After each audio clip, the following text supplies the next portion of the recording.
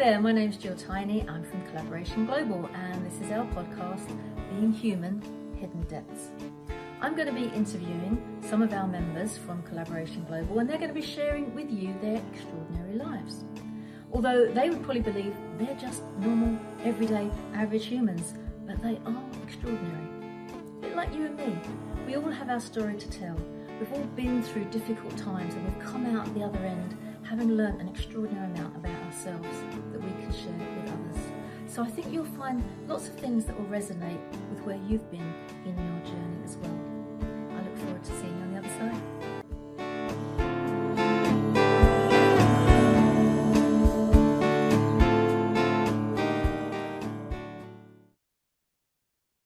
Hello and welcome to Being Human Hidden Depths. My name is Gill Tiney. I'm the founder of Collaboration Global, and this podcast has been devised to show off about our fabulous members.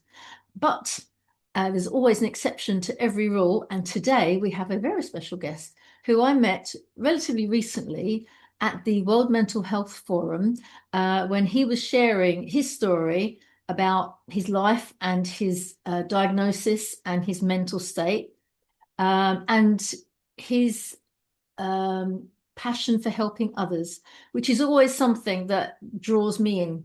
And like things happen, people talk and you share and you move on and life gets busy and life's going on. And I'd forgotten about Steve until we recently bumped into each other again on LinkedIn. God bless LinkedIn. Mm-hmm. And so now I want to share his story with you. So welcome, Steve. It's lovely to have you. This is Stephen Painter, by the way. Stephen Painter. Welcome, Steve. Thank you very much for having me. So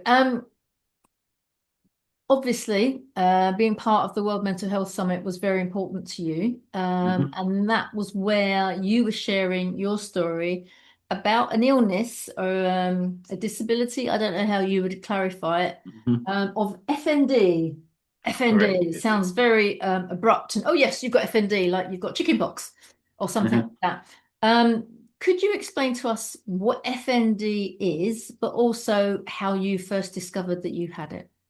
Yeah, so functional neurological disorder is effectively the disruption of the central nervous system. So over a period of time, people can have different biological or psychological events which happen throughout the course of their life, and the scientific name of it is called allostatic load, but the real terminology of it is basically going through too much. So you might have a chronic health condition. That's it. You've got a chronic health condition. You could have anxiety, depression, trauma, anything related to those. And your central nervous system, it's part of your human defense response. So lots of people talk about fight or flight, which is the panic that you hear about, but there's actually another state which not many people talk about, which is freeze. And FND is effectively people that have got stuck in the freeze response. So the mechanisms within their brain, they've had so many different either biological or psychological events which have happened throughout the course of their life, then their systems then almost shut down and become sort of constantly in defense mode from that side as well. So. Wow, which must be exhausting. Yeah, correct. I mean, it's so on average, the people that use the app itself, they'll have between 10 or 15 different symptoms. So they'll range from things like tremors, brain fog, difficulties walking. Some have full-blown seizures. So they call those non-epileptic seizures or functional seizures, but they almost look exactly the same as what epilepsy does. Wow. So you could have full-blown seizures. People become very sensitive to their environment, so to bright light, to the heat, to cold. So it's almost like your whole being and nervous systems become completely dysregulated from the exposure to different biological, psychological, or social events which have happened to you as well.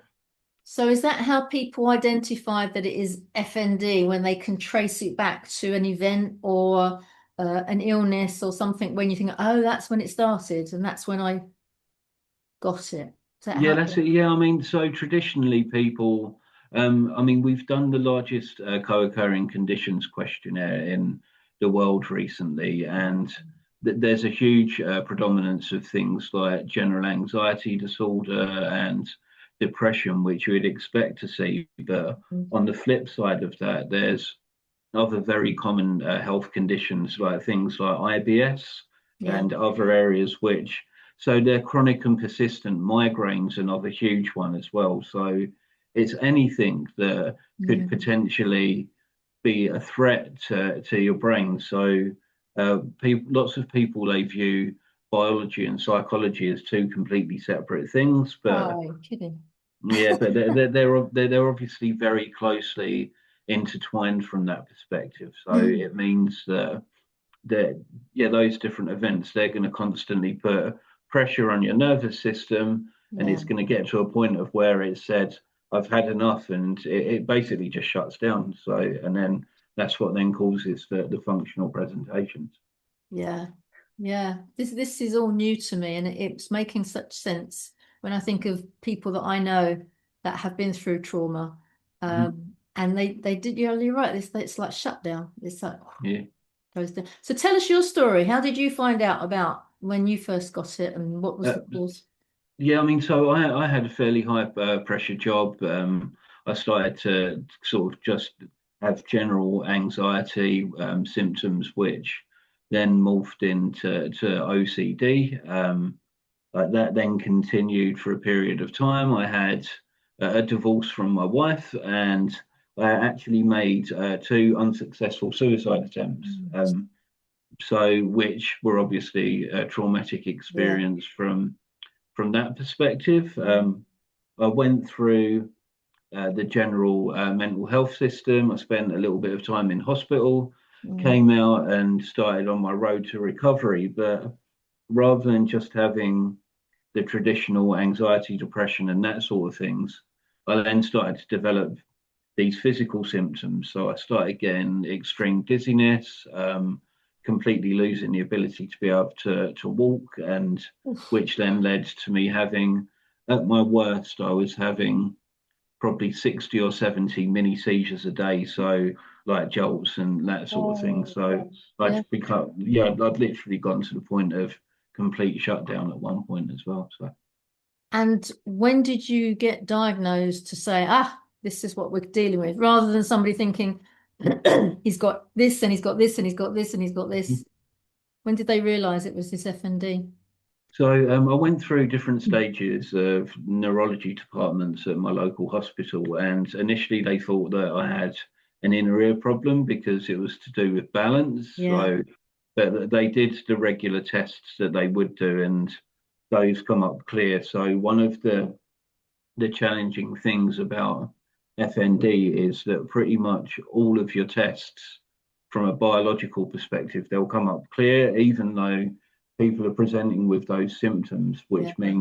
which led to the type of dismissal which people faced in the past about the diagnosis. Is it completely psychological? Are people imagining it? Is it this whole thing? But I've said to so many people that FND is the last condition in the world that I would want to make up to have the seizures and that sort of thing. It's not Yeah. the traditional old, oh, I've got a bad back, I can't No, do X, Y, no. and Z. These are, it mimics stroke and it mimics Parkinson's disease. So it's Gosh. extremely chronic from that perspective as well. And painful as well. You're going through a lot of pain all at the same time, aren't you? Yeah, that's it. Yeah, I mean, from an emotional perspective, and then people do. I'm lucky; I don't really experience any chronic pain myself, but Mm, I do have mobility issues. So mm, I'm 43 this year, and I've just had to buy myself an electric wheelchair because at the yeah, back end of last year I'd become completely housebound. So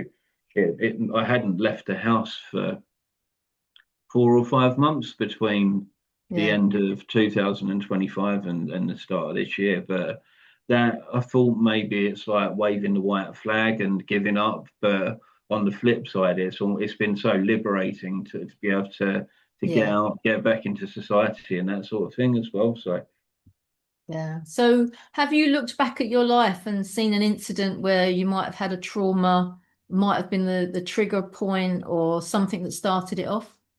yeah, I mean, it's just sort of just accumulated over a period of time. So, I mean, Mm. that's the thing with functional neurological disorder. I mean, anyone's susceptible to it. It's not a biological illness or a Mm. disease. It is literally a number of different life events which stack up, which then cause a presentation of these symptoms. So, for Mm. me, it was the combination of high pressure job, divorce, COVID lockdown, Gosh, suicide yeah. attempts, and then Yeah. coming out and sort of that whole thing really. So it's just that constant like trajectory and sort of downward spiral. And then I mean those sort of life events that they could happen to anyone. And I suppose lots of people would be like, oh, you need thicker skin or whatever. But Yeah. some Stiff upper people, lip. yeah, they don't have the capabilities to be able to deal with it from that side as Well, well. I guess if you've been in an environment which is more and more common now, where people go, I'm feeling anxious, I'm going to go and meditate, or I'm Hmm. feeling a bit stressed, I need to go to my happy place, Yeah. or I need to put my feet on the bare grass, I'm going to go out and calm myself down. A lot of people now have coping strategies when life gets a bit difficult. Hmm. But, when we were growing up, Yeah. that wasn't even, it's like, oh, pull yourself together. What's wrong with you? Yeah. Get on with it. Come on. And it was Mhm. also deemed a worthy badge to wear when you're in a high stress job and you get in really early and you leave the last person to leave the office and you're Mhm. doing all this amount of work. And we go, wow, I don't know how he does it. Well, eventually he doesn't or she No, doesn't. You can't keep it up forever. But I exactly. think today we are realizing that there has to be an easier way or better way to push your body Completely. and your mind and your heart and your soul and all the other things that we can't keep it up. Like you say, it's fight or flight or freeze. And Hmm. if you push your body too far in any direction, Hmm. something has to give. Um, Completely. I know one of our members, a guy called Gareth Povey, is in the process of developing an app. I love all these apps that Hmm. are coming out. Called Gareth, you'll kill me. I can't remember the name of it. The sun will come up tomorrow. I think that's what it's called. Gareth, you have to put a comment in the let us know for sure. But he is very much aware that people need something they can go to where they get every morning they can go to that and find a beautiful sunset, Hmm. another beautiful sunset, a sunrise rather. And then in the evening they've got the sunset. There might be some poetry in there during the day. There might be some music in there during the day. There might be some beautiful images in there during the day. There might be a place they can go and have a chat with somebody. There might be a tapping session or a qigong session or it's just a place to go to Hmm. get some relief and some release before they get into your state where it's just Hmm. gone too far. And it's like, how do you come back?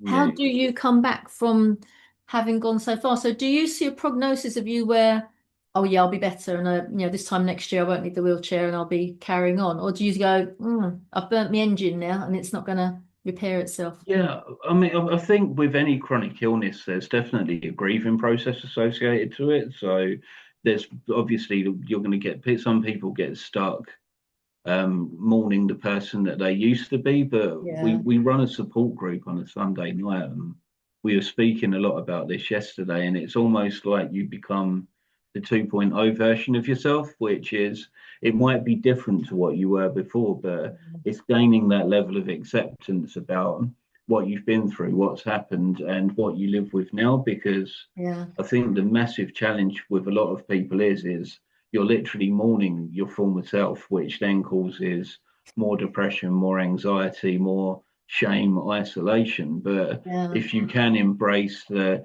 new you and the cards that have been dealt to you, then that's part of the road to recovery. If you do have to adapt a little bit or change or take more time doing things, then that kindness to yourself is something which is absolutely essential. That's something that a lot of people lack nowadays.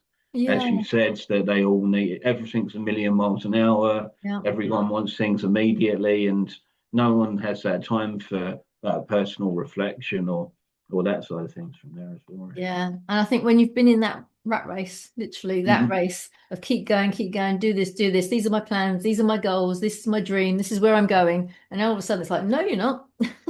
Whoa. And we Yeah. have to kind of change, move that tanker from going in that direction and slowly but surely move it into another direction. And quite often when you take your foot off that gas, it's not a life that you need to mourn because actually the life that you find can be better Yeah. because you get to stop and smell the roses Hmm. and see life from a different perspective. Have you ever come across Hal Elrod? No, never. He No. is an American dude, I think he's American, and he's the creator of the what's it called? There's a phrase, I can't remember it now. I've got the book somewhere. The 5 a.m. morning. Basically, he gets everyone up at 5 a.m. Hmm. I've been there, done that. It worked for me for 6 months. And then I'm like, I don't like getting up this early. I'm not going to do it anymore, Hal. So, Yeah. Yeah. but if you want to get organized, it's great. But his Hmm. story, when he was 21, 22, he was in sales and he was a very successful salesman because he followed to the letter the training that the sales team trainer gave him. Hmm. And what they said was, if you don't get a sale, you on the phone and you're talking to somebody and they say no, and it's a no, don't Hmm. sit there ruminating on the no. Get Yeah. on to the next yes. He Hmm. said, I will give you 2 minutes. If you were close to an absolute fortune or a cracking deal, I'll give you 2 minutes to feel miserable and then Hmm. move on. So when he was about 21, 22, he had in a car crash, a really bad accident, and he was Hmm. in hospital. And when he came round, the doctor said to him, really sorry, but you're never going to be able to walk again. And he said, okay. And the next day, the doctors pulled his mum and dad over and said, we're a bit worried about his mental health. And they're like, why? He said, well, we've told him he's never going to walk again. Hmm. There's nothing else we can do for him. And he seems to be okay with Yeah. Yeah. that. So his mum and dad went in and going, son, you do realize, they thought he was just not taking it on board. Yeah. Yeah. And he said, look, I've had 5 whole minutes of being miserable about it. And now I've got to see how I'm going to get on when I'm Hmm. in a wheelchair and how I do things. Now, the good news for him, over the years, he did gain the use of his legs again, so he now can walk and everything's lovely. Yeah. And that's why his whole regime is around the doing as Hmm. opposed to the being. And it's brilliant. But what I love is the fact that whilst doctors might tell you one thing, there's Hmm. always, you're the individual. Yeah. You know a way that actually you might say that, but it's not for me. I'm going to do it this Hmm. way and see how I can come out the other end. And Yeah. that's what I like about what you've created because of the struggle that you've had Hmm. and the length of time it's taken for Yeah. you to get your diagnosis and to find out how you can help yourself. You've created this app so that Hmm. people can share their symptoms. Correct. Tell us more. When did you have this like epiphany of like, this is what's needed, this is what I can do? I mean, so the actual creation of the app was to purely prepare for my own clinician appointment initially. So I was given the diagnosis by someone who didn't specialize in FND in April 24. Right. And they were like, okay, right, we're going to need to get you to see an FND neurologist. So I thought, wow, amazing. Like, whatever's happened over the last year and a half or so, this might start giving me some explanation. Mm. What they didn't say is that it would be a 14-month wait from the moment I left that appointment to go and see the next neurologist. And Ouch. me being me, it was just a case of I didn't want to be going into that appointment being having a very wishy-washy general conversation about Mm. what's happening. So I actually created Neurolog to be able to track my emotional states, my physical states, and my triggers as well. And after a period of time, I started to identify some patterns in some different things, Oh, which then helped me manage my condition personally a little bit better from that side. wow. How many people would have thought of that? I'm going to go and see this consultant. Is they like hen's teeth? They don't often get an appointment, so I'm going to make every minute count. So when you Mhm. went, is it like, here's the data? You might Yeah, want and to see then this. What did he say or she say? I got completely clinically dismissed, to be honest with you. Um, They turned around to me and said the only reason why you've created Neurolog is because you've got OCD. uh, So which then spurred me on even more Good to for you. obviously go where it's gone to today. So yeah, it was almost complete clinical dismissal. So the app, it produces a medical report which they can read through and read all of your triggers and all your emotional states and everything. And they literally just took one look at it and said, "Oh, like, no, you've only created this app because you got OCD. You think Put they'd the be piece of paper down grateful? and not." Hmm. Why were they not grateful? Even if you have OCD, it's a good Hmm. thing because you're generating relative information, Yeah, yeah. useful information for them. Why would they not be welcoming that? That's crazy. Yeah, I mean, I think it's like in every walk of life that you come across is that there's a big thing about patient empowerment. I'm not discrediting medical professionals at all. They go through Hmm. extensive levels Yes, of training, they do. academia, Yeah. everything, but there's a little bit of a power struggle sometimes that it's always like the patient genuinely does probably know best until the point of they get their diagnosis. So we're not proactively getting rounded up and taken into doctors or hospital appointments. So we self-identify that there's something wrong, and then Yeah. we then go to the doctors or a medical professional, report what's wrong with us, and then they do Mhm. the various tests and then help you out. So the power is actually within the patients with a lot of Yeah. conditions because they're living with it firsthand and they only get a very short snapshot of someone's time. So you might get half an hour or an hour of actually being able to speak to them. And those quality conversations can lead to better levels of treatment. But in Mm. some ways, you're going to get some people who are a little bit long in the tooth in terms of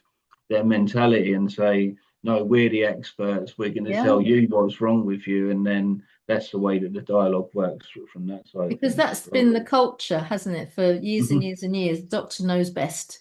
Yeah, And completely. and you don't know if they've had an argument with their other half or whether they've got financial problems or whether they're keeping a coke habit on the go or you don't know Mhm. what's going on in their life. So that hour that you get or half an hour that you get with them, you don't know Mhm. what situation they're in to No. analyze what you've been going through for months and months, if not years. Yeah, So that's it. the fact that you've created this thing that now has got a life of its own, hasn't it? Tell me more about who's Yeah, interested I mean, in so using it. after attending that appointment, I continued to use the app, and I did a really soft launch of it on Facebook last June. So it's nearly a year old now, and I thought I found this useful. Maybe some other people might find it useful, and Yeah, yeah. within the first weekend, we got 300 people using it, and I was Wow. wow, so I was like, yeah, I mean, I was Okay. astounded by that at that point. So from becoming a patient and someone who had created something from myself, I literally became a 24-hour tech support person. So I had Oh people my from Australia messaging me at 2 o'clock in the morning saying, "How do you use this? How do you do that?" And so it Yeah. became quite overwhelming. And fast forward to today, there's 2,500 people worldwide that are using it at the moment. So Gosh, Steve. it's seen a nice growth from where we Yeah. started to now as well. And are you still a necessary part of it in as much as do you still get calls at 2 o'clock in the morning or have you kind of worked out how to deal with Yeah, it? no, yeah, it's become self-sufficient from that perspective. I mean, so I actually built the app completely from lived experience. So one of the interesting concepts about Neurolog is that it's built back to front. So traditionally, as patients, we get given something to help us, which is made by someone who's never had the condition themselves. But Mm. because this is built by a patient, then Yeah. everything of my journey in terms of the different emotions I had and the different physical presentations, they were all in there from the ground up. So it's meant that it's resonated really clearly with the Mm. people with the condition because they can look at it straight away and say, oh, I see that in me, or I can see that being Yeah. useful. So Yeah. it's been quite dynamic from that side as well. And you told me before we started that there is a particular group already interested in it to take it on board for themselves, which was really interesting. Yeah, so I've worked with So after about 6 months, I started research partnership with the University of Oxford. So they're obviously regarded as one of the highest ranking Wow. academic institutions in the world in anything. And I Yeah. really had to pinch myself at that point because I thought this is something that I've made in my dining room to prepare for a hospital appointment for myself, which is now used by they're either first or second, dependent on what ranking you read, behind Harvard as the Yeah. best research institution in the world. So I've literally gone from something that I made in my dining room to help me to within 6 months working with one of the best research unis in the world. So That's so cool. So cool. And the fact that you're helping thousands of people in such a short space of time. Are you thinking now of apps for other conditions that people, so like multiple sclerosis or diabetes or, to help with that research as well? yeah, that's it. Yeah, I mean, so this condition itself, as I said, FND is more of a presentation of an underlying condition. So there's a huge number of conditions within the co-occurring conditions questionnaire that we found that affect FND symptoms. So, as I said, migraine, fibromyalgia, IBS, long COVID, post-concussion syndrome. So if people have had a head injury and not had anything from there, so uh, FND is really like a big umbrella diagnosis, and then there's all of these other little conditions. So in the future, we can branch out into all these different areas to look at other conditions that fall under that framework as well. And I hear that the NHS are also interested. Yeah, so I signed a research partnership last week with one of the research departments in Lancashire with the NHS Trust there. So they're our first NHS partner. So the data that we've collected is it's the largest set of longitudinal data that's ever been collected on functional neurological disorder. Wow. The society themselves hold a biannual conference about the condition where all of the leading medical professionals in the world get together, and that's in Baltimore in June in America. Mm. And I've had three abstracts accepted to be part of that presentation. So they're going to be speaking about neurolog and about the research that we're doing as well. So that gives me a chance, not me personally, because I can't travel, but I've got Mhm. someone traveling for me who's going to go and showcase that to literally the leading medical professionals in the world on the condition as well. So And how does that make you feel? yeah, I'm really proud. I mean, I'm quite humble from the start, and I'm fairly introvert. But I've said in some of the other interviews that I've done that probably every other day I get people from Facebook or via email thanking me and saying I'm inspirational. But Mm. it's something that I don't really sort of take in from an egotistical perspective. I genuinely want to. I mean, the main sort of prime reason was to start understanding it better, so I Mm. could live a better quality of life. But that's then grown into this thousands of people community that are all leveraging and using the data that we're collecting to live a better quality of life as well. So yeah, it's really nice from that side. One of the things, I don't know if you've experienced this in your lifetime, but when you're suffering from any ailment, illness, problem, pain along the way, as soon as you feel that someone's heard you Yeah. and someone goes, I know how you feel, you Mhm. kind of feel better almost Right. immediately. Not 100% better, but a little bit better. It's not as Yeah. desperate. You know, when you wake up in the middle of the night and this thing is happening and someone Mhm. goes, you'll be okay. All right, let's sort it out. I'm here. Don't worry, you're not on your own. Yeah, yeah, It just yeah. Weight eases off your shoulders. everything, doesn't it? Mhm. So for Yeah. these people around the world to look at the people on the app and go, I'm not alone, Mhm. that must be absolutely massive for them.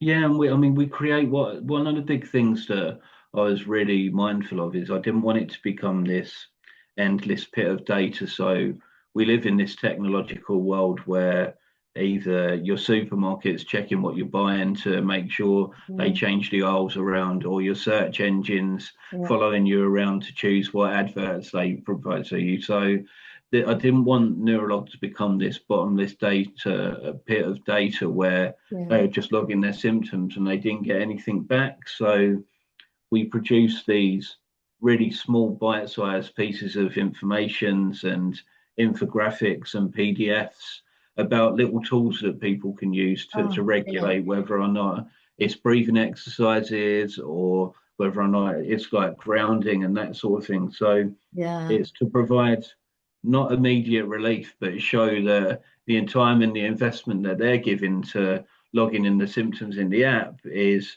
it gives something back rather than it being 10 years before a medical research paper gets produced. So Gosh, yeah. yeah, I it's mean, dynamic from that side. yeah, and it's building those connections as well so that people can realize. I mean, I don't know if you're going down the road of a community, but if somebody knew that somebody up the road Mhm. was also having their problems and is also on the app, then there might be a Mhm. fancy going for a coffee moment. Exactly. You know, you Yeah. never know how it can you can explore different avenues.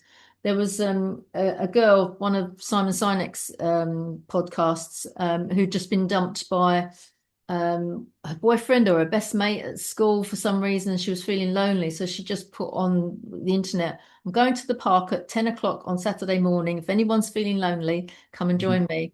And she said she had like 200 people turn up, Wow.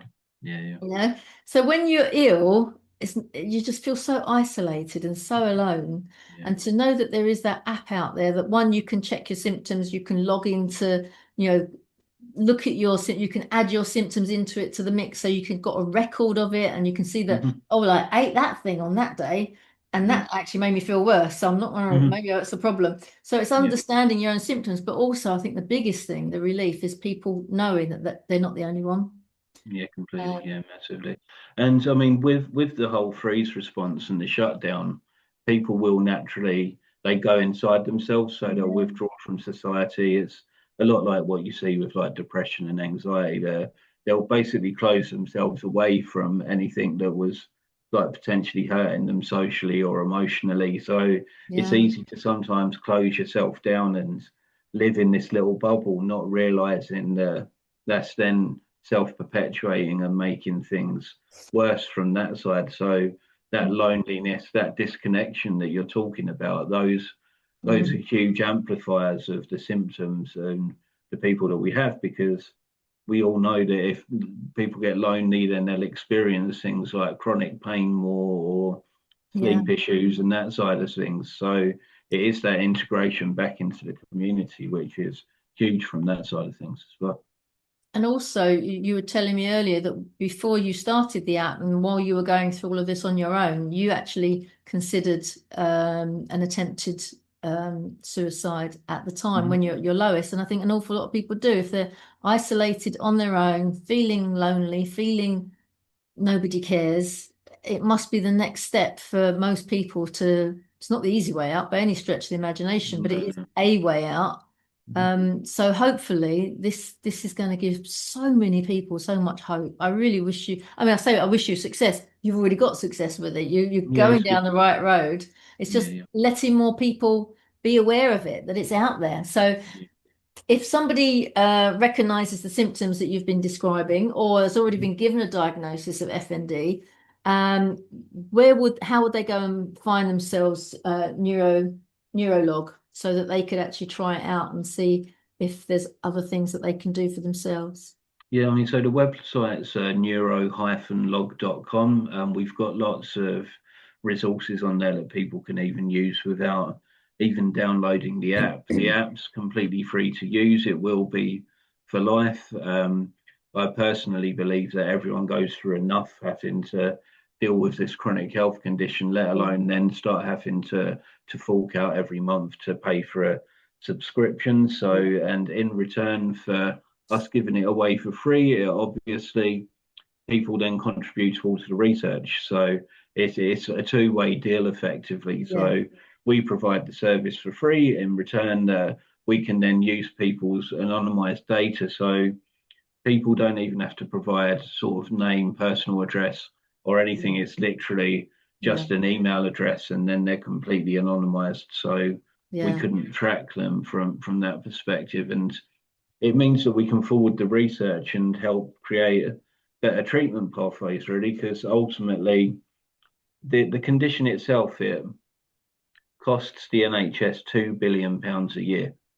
So Wow. there's 200,000 people that are diagnosed with it or have got a formal diagnosis, but it costs the NHS £2 billion a year, and that is because people keep going to hospital the whole time. They go to A&E. They have multiple MRI scans. They have Mm, multiple blood tests. They're spending hours and hours and hours in appointments trying to work out what's wrong with them. Whereas this could potentially, yeah, increase the way that people are treated and refine those treatment pathways so it doesn't put that much load on the health system, because the yeah. people diagnosed with it, the last thing that they want to be doing is keep having to go to A&E because it feels like they're having a stroke, or it Yeah. feels like they're going to pass out, or they're having seizures. But on the flip side, there needs to be more efficient ways that they're dealt with, so they don't have to keep leaning on the services as well from that side. Well, imagine if the consultants do change their tune and they know somebody's coming in for an appointment and they say, can you go onto Neurolog and Yeah. track your symptoms for the next Mm. 2 weeks? And when we come to, when we have a conversation, I'll have already seen your stuff. Yeah, And then they will have a quicker diagnosis. It's going to completely. be, it's a win-win all round, really, isn't it? Yeah, that's it. Yeah, I mean, it's just the emerg. I mean, the embracing technology. I mean, like you said earlier on with AI and the way that humans are almost competing with the computer now. So they were our tool, but that you see so many job cuts and stuff. But this is the Mhm. way that AI can be really leveraged for human good. So being able to really finalize those processes and like drive them through and make them more efficient, that sort of stuff is absolutely amazing for. Whereas it obviously gets a bad name as well in lots of different areas as well for different things. So. Yeah, I'm just wondering whether people go on there because of FND and then find out that actually there's this thing wrong and it's not FND. So you can go down that space. So the more information they put in, the more of a accurate diagnosis they can get back. And Completely, then yeah. potentially we could do that with every ailment, couldn't we? Yeah, Rather definitely. than using Dr. Google, which most of us do, and then Yeah. frighten the bejeebers out of ourselves, Yeah, yeah, we could actually put in the truth around our diagnosis, then go and see your GP and go, here's the information, and I'm going to hmm tell you about it, but it's also written down here. And then presumably, if you were to do an e-consult and send them your information, they could then hmm direct you quicker to a consultant to get this has so much potential, doesn't it? hmm Just not just Yeah, one illness and one condition. It can go across the board and yeah, that's it. Yeah, maybe hmm make the NHS not so expensive. yeah, definitely. I Or mean, I had my first ever neuropsychiatry appointment last week, so I'd seen a normal neurologist, but it took me nearly 3 years to see a neuropsychiatrist, and wow. that's the first time I've ever been into an appointment, and they were like, "Oh, I've got a digital AI note taker," so rather than having someone sit there and scribble it all down, they were like, "Oh, we're going to record our whole conversation for an hour and a half," and Yeah. they basically produce the letter immediately. And I'm all for that. If it's going to stop me from Yes. waiting 6 weeks for a follow-up appointment, then why not embrace the technology and use it from that side of things? Yeah. Yeah. I mean, there's so much they could be doing in the NHS, isn't there? Even when you get a letter sent out to tell you that you're going to be called for a bowel screening. Well, Yeah, just call me for the bowel screening. Why do yeah, I have the exactly. first letter, you know? Yeah, yeah, I'm going to take it up because it's, worth it. It's crazy that you have to be told that you're going to be told that you're going to, how much yeah, money yeah. does that waste? So, No, it's just efficiencies, definitely. yeah, I really appreciate the huge potential that this could be a global phenomenon for everything that ails you across the globe, and Yeah. especially if you're going to be connecting up with the US. Now, the problem, of course, hmm is the pharmaceutical companies might Yeah. lose out because by tracking all of these things, people will be having their own home remedies and will be able to be sharing that this is what I do to make myself feel better when this happens. Or Yeah, yeah. have you got any thoughts around them? Because they're going to be after your guts for garters, aren't they? Yeah, that's it. Yeah, I mean, they're an interesting, I mean, it's an interesting dynamic because in America, so in the US specifically, you've Mm, got the hospitals, which are the commercial machines, and then the insurance companies that are obviously the ones that are traditionally seen as the more sort of commercially viable ones. So yeah. in America specifically, the insurance companies, they would love this sort of thing because it's going to stop people from keep going and attending appointments unnecessarily and then claiming on their health policies. And Right. I think the UK is changing a lot like that as well at the moment. The number of people that are having to take out private health insurance so they can skip NHS waiting lists. It means Yeah. from that side. But with pharma themselves, I mean, I'm fairly safe with FND because there's no biological markers associated to actually having the condition or the presentation, then it's Yeah. one of the main reasons why no one's ever really done research into it. So Yes. this condition's been around for thousands of years, but because they can't make a tablet for it and give it to you, then the medical research doesn't get done. So all Yeah. the majority of the professional medical research is funded by pharmaceutical companies who have the view longer term to being able to create a pill that they can give to someone, which they then Yep. obviously see a return. So yeah. Mm. So yeah, I mean, I'm as I said, I didn't work in the healthcare industry. I've sort of stumbled upon this and we're trying to make the best of a bad situation. But I'm just learning so much about the dynamics of like healthcare systems Yeah. from experiencing it firsthand as well. So That's incredible. And how is your health now? How are you feeling?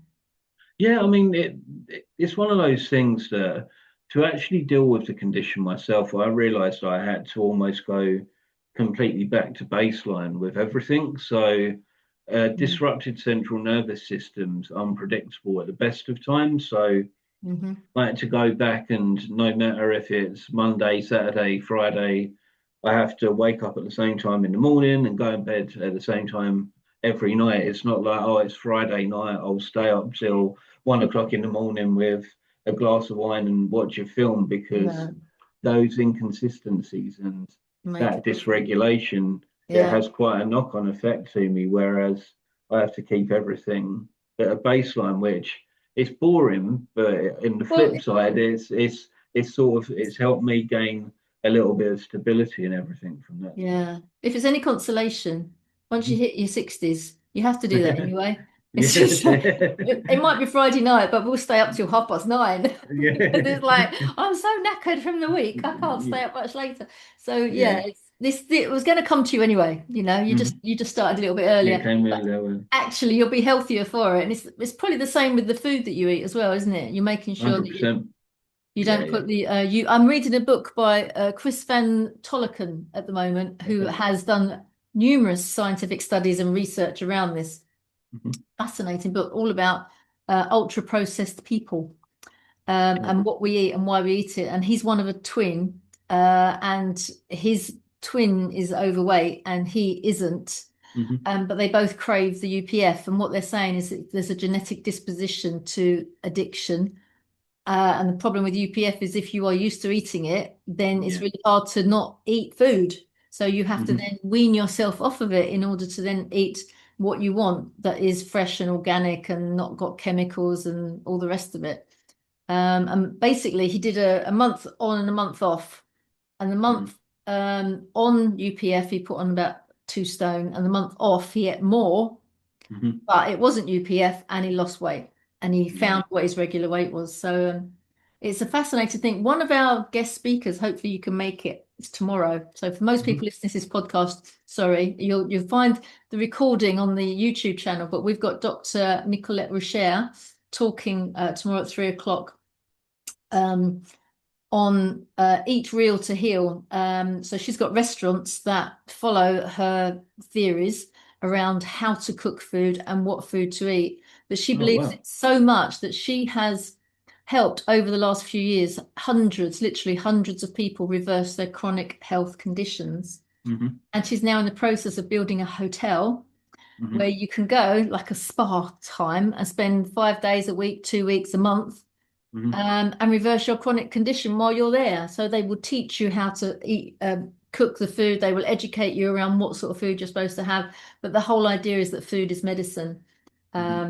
And it's in a beautiful part of the world in Canada as well. So you get to Oh, fresh amazing. air and all the rest of it. So I'm really interested to see how that goes and grows when, a lot of the people that were taking a gazillion tablets a day for their condition are now free from all of that pharmaceutical hardware that they used to have to put up with. Yeah, I So, mean, as I said in the co-occurring conditions questionnaire, I think around 40% of people had IBS before they yeah, developed functional symptoms, and everyone's over the last sort of decade or so concentrated on how much of your yeah, brain's in your stomach. So that idea of changing the diet for chronic health conditions, it definitely resonates with me from that side of things. yeah, for sure. And also it's only the last decade that we've got so caught up with it because the food that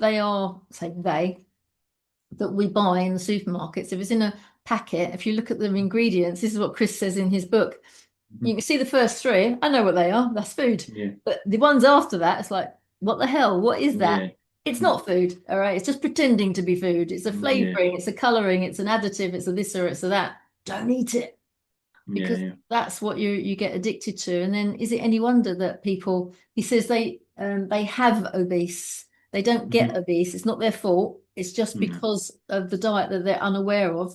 And they have obese and they can't help themselves because they're addicted to it. And, you could be addicted to smoking and you can find ways of stopping because you don't Hmm. need to smoke in life, but you kind of need to eat. Yeah, So exactly. Yeah, how do you stop that addiction to those foods? yeah, Uh, no, definitely. it's Yeah, tough. It's a tough world. So hopefully come along, or if not, look yeah, at the it'd be YouTube amazing. Yeah, it'd channel, be and great. I'd Yeah, happily yeah, introduce you to Nicolette as well. I think she's an yeah, amazing lady. yeah, I'm going to book in one day just to go over and go into this yeah, hotel and definitely. see what it's all about. Um, Steve, this has just been such an education. Thank Um, you for having me. it's been amazing. I'm just looking at one, I had never heard of FND until I met Hmm. you. Two, it makes such sense the way our bodies are made up and how we have this freeze element and how our bodies can take so much and then it's like, nope, not taking Yeah. anymore. And Hmm. so if you're listening to this at the moment and you're going, that's how my body feels, I'm at the brink, I'm right at the edge of the cliff, and if I carry on doing what I'm doing, I'm not gonna, I'm gonna just be stuck. Hmm. What would you suggest they do? They just go straight to your website and find out more? Yeah, that's it. I mean, they can use the app to start identifying their triggers and the way that their different emotions, because there's such distinct links between psychology and biology. So with depression, people have sleeping problems, or they feel achy, or they wake up too early in the morning. There's lots of Mm, different things. So if life stresses from that perspective, or if you've got a chronic illness or chronic pain which is starting to affect your mental health, so vice versa, then you could definitely use Neurolog to start working out how those emotions and the physical symptoms are linked together to start possibly creating your own interventions, which you can then use. So you might be able to identify and say that I didn't really realize it, but last week I've just done way too much that day. Physically, I've pushed myself way too far. I've pushed myself out of my comfort zone and then